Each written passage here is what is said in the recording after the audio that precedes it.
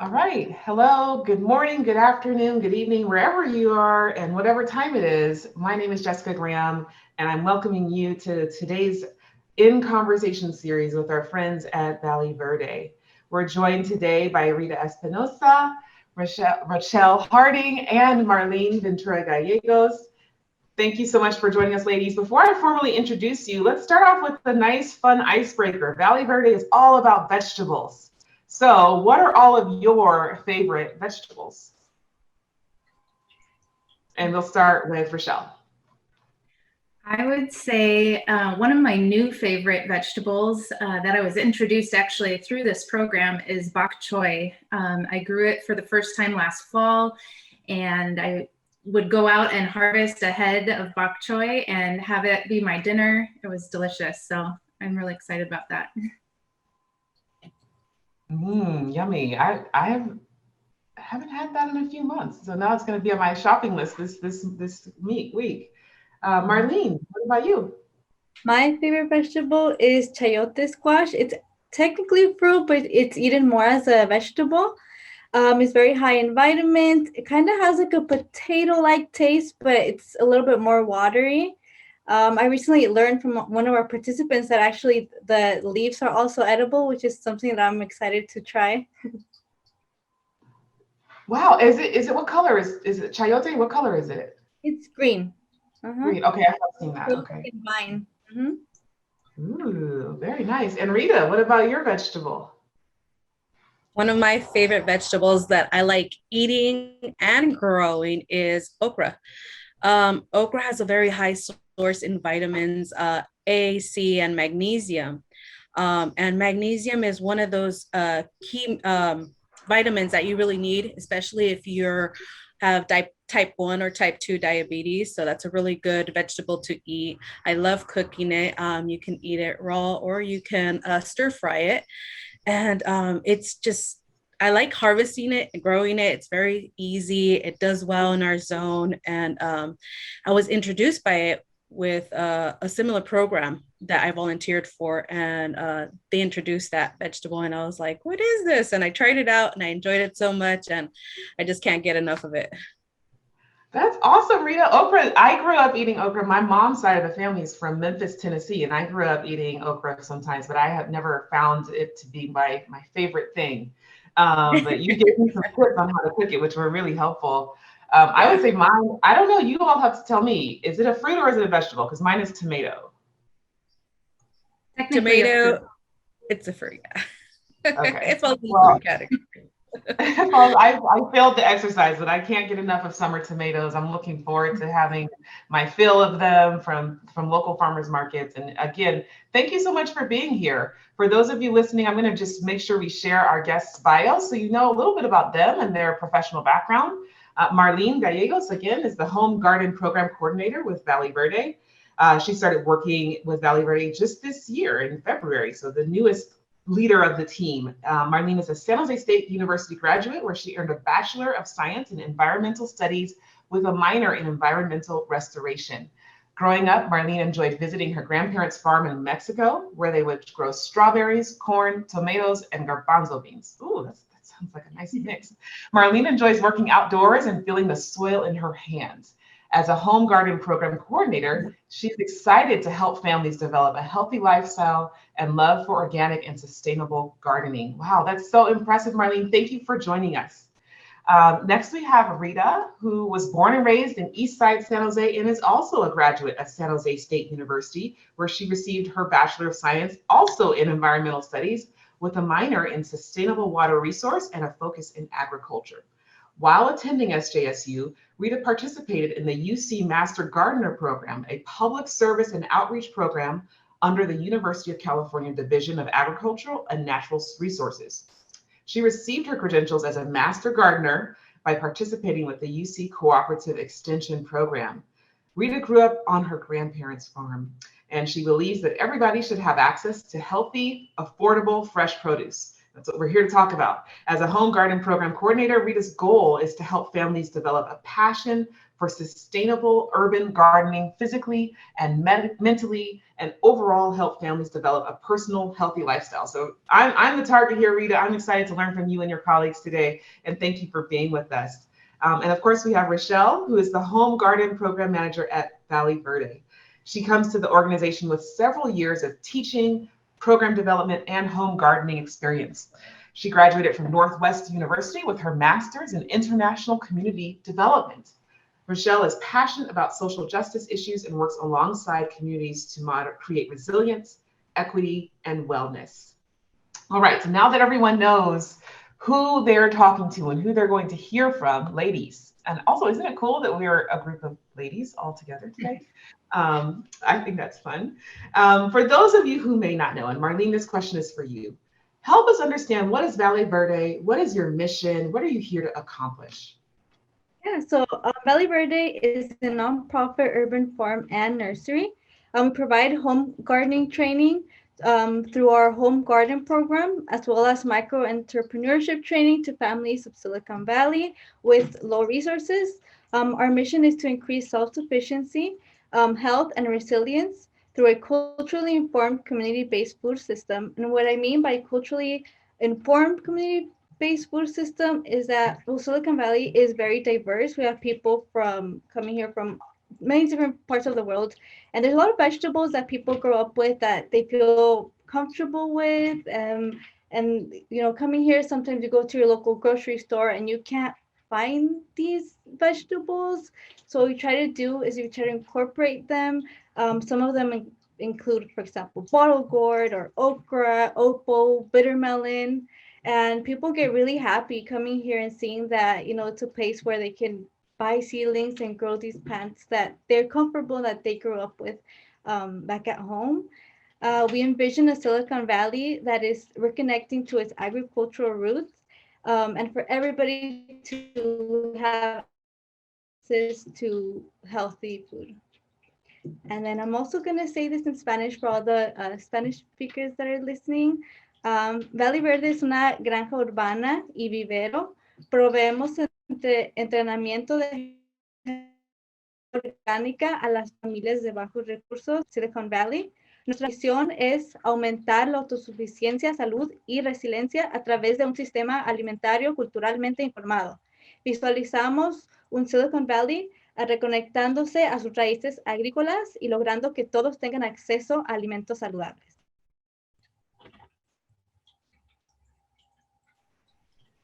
Gracias, Marlene. And I'm just now seeing your t-shirt. That's really cool. It says the Valley Verde logo there, right? Okay.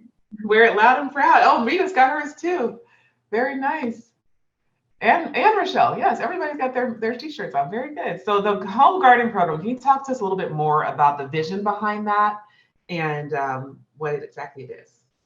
Yeah, of course. So the home garden program offers training for setting home-based organic vegetable gardens. So we provide families with one raised bed or two, depending on the amount of people that they have in their household. And then we also supply them with everything they need to grow their organic home-based vegetable garden for 1 year. And we hope that they keep on doing this for many more years. We also provide families with monthly educational workshops, videos. Right now, we're doing this via Google Classroom because of COVID-19.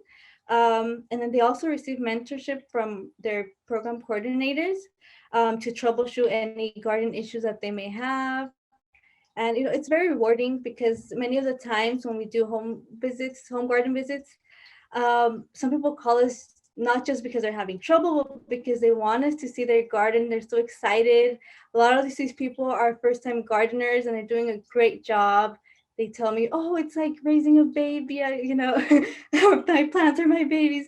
Yeah, and it's very nice to see that, and we hope that people share, their knowledge and their love for gardening with, their neighbors, their community, so that, in the future we can have everybody growing their food in their backyard and, eating healthy. That's awesome. It sounds like you're doing a great job of reaching out to the community and doing education as well. You mentioned a lot of people are first-time gardeners. So can you talk, I think, Rita, maybe you can help us understand a little bit more about how you reach your educational goals and the importance of having this knowledge during a pandemic. Yes, Jessica. So our program, education is one of the biggest thing in our program. We reach out to children, all ages. Our group is all ages, from kids to teenagers to adults, even some elderly, and we educate them through many forms of online classes, YouTube videos, DIY projects, hands-on composting, a lot of hands-on activities, teaching them how to harvest, how to grow, how to sow their seeds, and even prepare themselves for next year if they want to collect seeds, and how they let their stuff go overripe, and they just collect their seeds from there. But we educate them through means of a lot of handouts, and books and information and resources, and we're their main stop for gardening. So if you're in our program, we will provide everything you need, from growing your plant from the seed to the seedling to harvesting, and even we provide recipes. So how to cook your vegetables that you harvested, or just anything they need. We're the one stop for them. And we provide all these resources, and we educate them no matter what age they are. So we actually meet the age group that they're in. So if it's an elderly couple or a child, we provide education through that level as well. Wow. And for all these resources you're describing, is there a cost with it associated with it? What if someone speaks a different language? How do you approach that? No, there is no cost for the education that we provide. It comes with the program. And the language, well, we are a multi-ethnicity group, Valley Verde, the organization. We speak many languages. We're currently looking for someone to cover for our Vietnamese speaking, because we have a lot of Vietnamese participants, but we do provide Spanish. We do have English resources, and we do some translation for Vietnamese. And if we need material translated, we have volunteers that help out as well. That's fantastic. So it's really a community resource, and then the importance of being culturally relevant and culturally competent. I keep hearing that as a theme. Michelle, my next question is for you. All this great work happening in our local community here in San Jose, why is this work so needed? And what is the motivation behind it? Yeah, thank you. I think a big motivation for our whole team is addressing the inequities in the food system. So everyone should have access to healthy food of their cultural preference. And so our team, our work, we ask whose voices have been left out of the food system, and whose food is relegated to a tiny corner of most mainstream grocery stores. Like, why is that? And we want to change that. We want it to be more equitable for everyone. If you notice, it's easier to find cucumbers and tomatoes than it is to find bitter melon, chayote, and okra. And so, this is true not only in a grocery store, but also in a nursery where, you buy small plants to start in your garden. It's really hard to find the certain types of plants that are from diverse cultural backgrounds. And so we ask ourselves, why is that the case, and how can we change it to make it more equitable? And so it starts by really elevating the voices and preferences of our diverse community members. And one example that we learned, that I specifically learned this year while we were doing our nursery, so we were selling small plants that we had grown, and we noticed that snake gourd was really popular. And so I asked one lady, like, what do you use this for? Why is this so popular? And she said they used it in Indian cuisine when preparing dal, so the lentils. And so it was just a very popular plant, and one that wasn't accessible in a lot of other places. So that's a little bit about why. That's amazing. I love dal, and now I'm getting so hungry thinking about all these delicious vegetables. But it's also so fascinating that, we have so many people from that community who live here locally, and that was a resource that was not previously provided. So I think that's really exciting that people are able to find that in Valley Verde. Yeah. I guess just bringing everyone back to their agricultural roots. Any other thoughts about that, just like at a meta level of like why you chose to do this work personally, perhaps, or feedback you've heard from families, whether they be senior citizens or children or everybody in between? What kinds of things come up for you?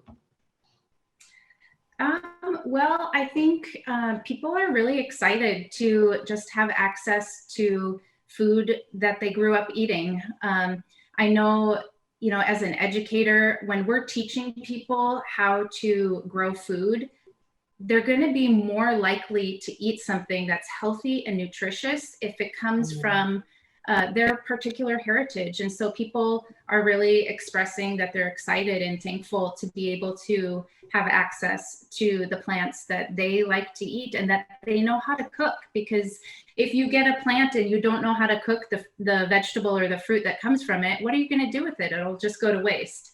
And so we have one of our communities that have graduated from our program is at Rancho Verde, and we have a large group of Vietnamese older participants, and they have beautiful gardens and take such pride. And it's really a reciprocal relationship as well, because we learn from them as we teach them, they teach us some things too. So. Fantastic. Truly, a conversation, right? Where both parties listening and supporting.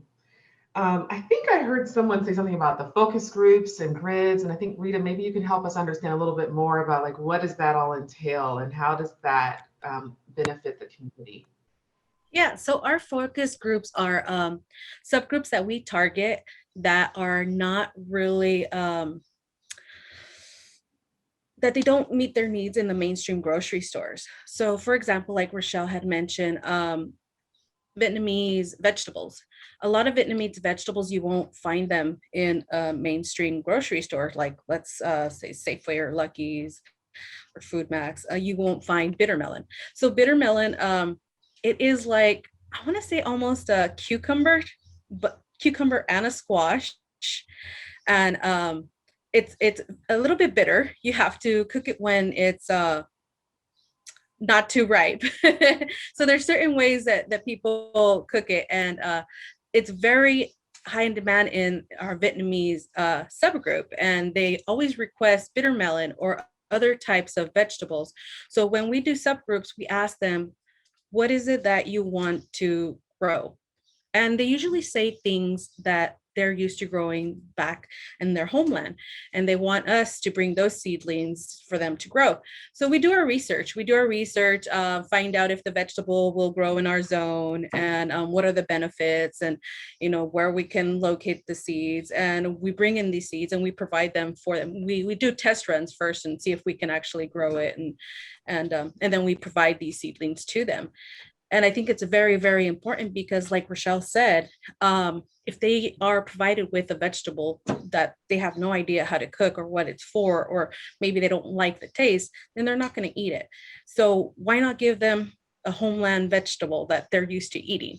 And that's what we provide. We provide these vegetables for them. And the grids are, it's like a little map that they use on their garden bed. And it tells them what they can grow in, for example, a 4x8 garden bed. Many people think, okay, we could only probably grow, let's say, 5 things there. No, you can grow way more. So it's square footing mapping, and we provide, a little map, square foot mapping, and in one of these little squares, you can grow like 16 onions. And people don't know that. In just a square foot, you can grow 16 onions. Or you can grow, that's enough onions for like several dinners, several weeks. That's a lot of onions. Yeah. Yeah. And radishes. People don't know that once you harvest radish, a radish, you can go ahead and resow a radish, like go ahead and plant your seed again. And you could do that throughout the whole spring and summer, and they'll just keep coming up. So maybe you're not a big radish eater and you just want to plant 5, and then you use them up, and then you can plant 5 more. But come, fall, they don't start sprouting anymore. So we provide seasonal seedlings. So we'll provide you, the program provides seedlings for the spring and seedlings for the fall. And we just show them how to harvest, how to get your beds ready. It's a whole cycle. So, the grids are really good to provide the information that the participants need in order how to guide their garden bed, where to place their plants, the bigger plants in the back, the smaller plants in the front, just so that all the plants get enough sunlight. And you can grow, I want to say, at least 10, 11, or 12 different varieties in one garden bed, just a 4x8 garden bed. And you grow at least 12 different varieties of vegetables in there. And just mapping it out and doing it, and you can have a full meal from one garden bed. Yeah, that's incredible. And I would imagine it's also, is there an economic component to this benefit as well? I mean, do you know if it's helpful for people to grow their own food? Is it more affordable in some ways, or does it really depend on the vegetable?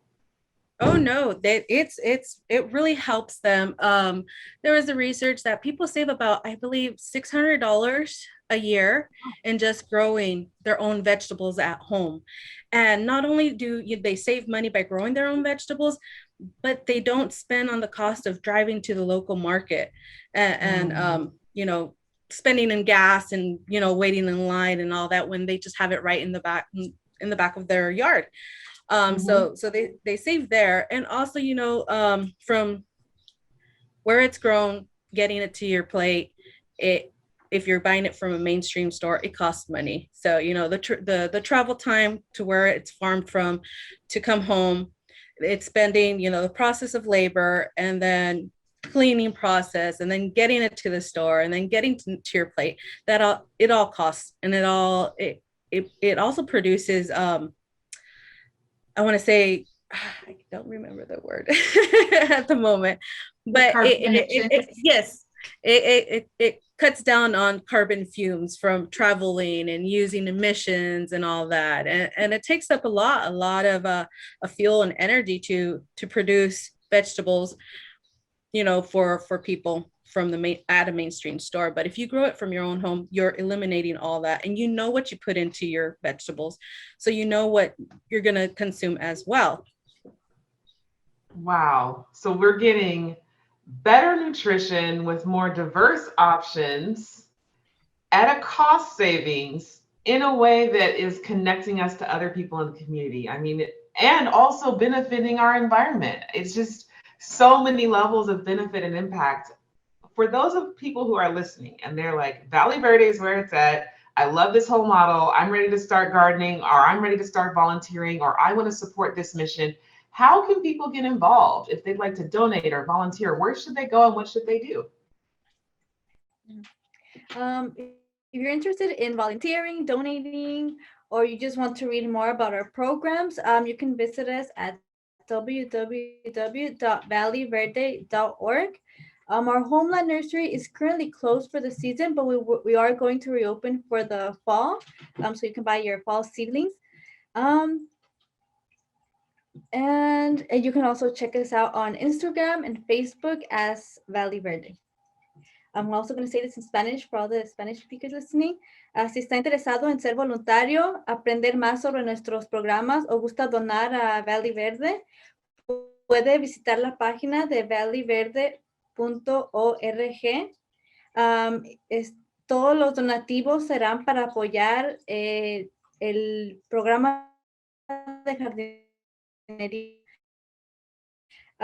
El vivero está cerrado en unos meses para las plántulas de invierno. Normalmente estamos abiertos 7 días a la semana. Muchas gracias. Thank you. Gracias a ustedes. Ladies, any final words? I want to give the final word to you. Anything else you'd like our listeners to take away before they go on their day and think about all the wonderful vegetables that Valley Verde is producing for our community? I think one thing real quick is just to highlight also everything we grow and teach is all organic. We don't use pesticides. So that's another huge positive environmental and health benefit that we provide to our community. We really want to reduce the amount of pollution that's going into our environment in the Bay Area. There's so many people who live here, and growing your own food can save water, reduce the air pollution trend that Rita was mentioning with the carbon emissions, because we found that the average distance from the farm to your plate, at home when you actually eat the food is like 1,600 miles.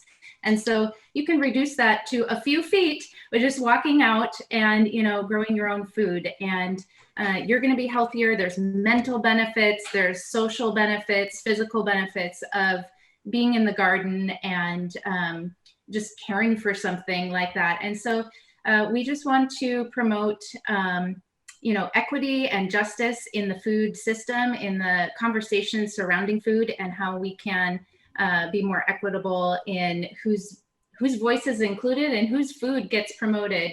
We want everybody to have that equal access. Those are just a few things that I would say in closing.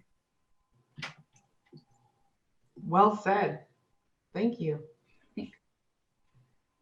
Anybody else?